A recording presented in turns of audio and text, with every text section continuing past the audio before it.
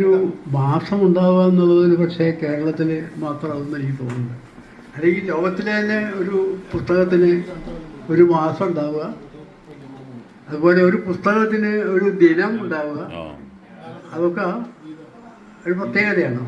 രാമായണത്തിന് ഒരു മാസം ഉണ്ടായി പാരായണം ചെയ്യാൻ തുടങ്ങിയിട്ട് ഇപ്പോൾ ഏതാണ്ട് 40ഓളം കൊല്ലമായി ഉണ്ടാവുന്നുണ്ട്. അതിനു മുമ്പ് രാമായണം അങ്ങനെ കർക്കിടക മാസത്തിൽ മാത്രം വായിക്കപ്പെടുന്ന ഒന്നല്ല. ഇപ്പോൾ അത് കർക്കിടക മാസത്തിൽ മാത്രം വായിക്കപ്പെടുന്ന ഒന്നായിട്ട് 40 കൊല്ലങ്ങളായിട്ടുണ്ടാവും. പക്ഷെ ധാരാളം വായിക്കപ്പെടുന്ന പുസ്തകമായിട്ടാണ് ഇപ്പോൾ രാമായണം മാറിയിട്ടുള്ളത്.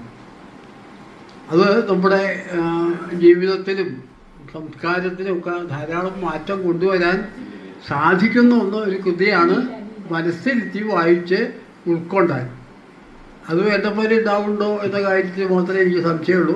എല്ലാവരും ഇങ്ങനെ വായിക്കുന്നുണ്ടെങ്കിലും ആ രാമായണം എന്താണ് നമ്മളോട് പറയുന്നത്, അതിൽ നിന്ന് ഉൾക്കൊള്ളേണ്ടത് എന്താണ്, അതിലെ കഥാപാത്രങ്ങളൊക്കെ ഏത് കാലത്തേക്കും പറ്റുന്ന രീതിയിൽ നമുക്ക് വ്യാഖ്യാനിക്കാൻ പറ്റുമോ, ഇതൊക്കെ ഒന്ന് ആലോചിച്ച് നോക്കിയാൽ വായന കുറേയും കൂടി നന്നായിത്തീരുമെന്ന് എനിക്ക് തോന്നുന്നുണ്ട്. അപ്പോൾ മാരീചൻ എന്നൊരു കഥാപാത്രത്തെ നമ്മുടെ രാമായണത്തിൽ കാണുമ്പോൾ ആലോചിക്കാം, മാരീചൻ എന്താ ചെയ്തത്?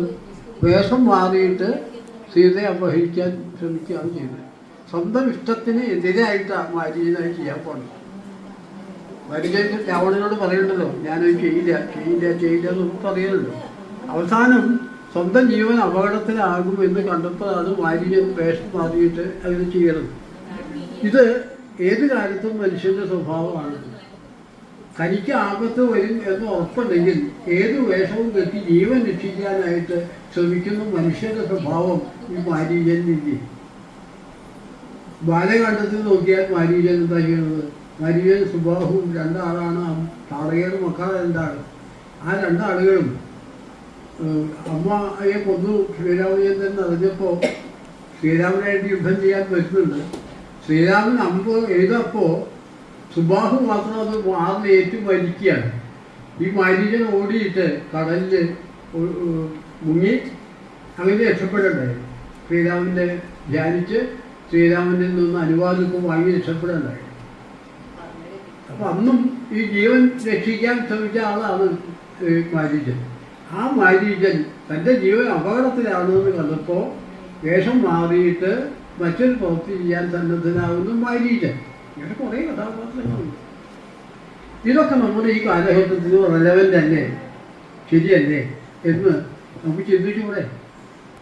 ഇത് രാമായണം വായിക്കുമ്പോൾ നമുക്ക് കാലഘട്ടവും ജീവിതവും കുടുംബവും ഒക്കെ ആയിട്ട് ബന്ധപ്പെട്ട് ചിന്തിച്ചാൽ കുറേ മാറ്റങ്ങൾ നമ്മുടെ മനസ്സിലുണ്ടാവും, കുടുംബത്തിലുണ്ടാവും, സമൂഹത്തിലുണ്ടാവും. അത് മാത്രമാണ് എനിക്ക് രാമായണം വായിക്കുന്നതിനെ കുറിച്ച് പറയാനുള്ളത്. എല്ലാവരും രാമായണം മനസ്സിരുത്തി വായിക്കുക എന്ന് ഞാൻ പറഞ്ഞാൽ, ഈ മനസ്സിരുത്തേ എന്താർത്ഥം പറയും, അതിൻ്റെ തത്വം എന്താണെന്നുള്ളത് ഉൾക്കൊണ്ട് വായിക്കാനായിട്ട് ശ്രമിക്കുക. ഈ കർക്കിടക മാസം അതിനുള്ള അവസരം നൽകട്ടെ എന്ന് മാത്രം പറഞ്ഞ് വയ്ക്കും.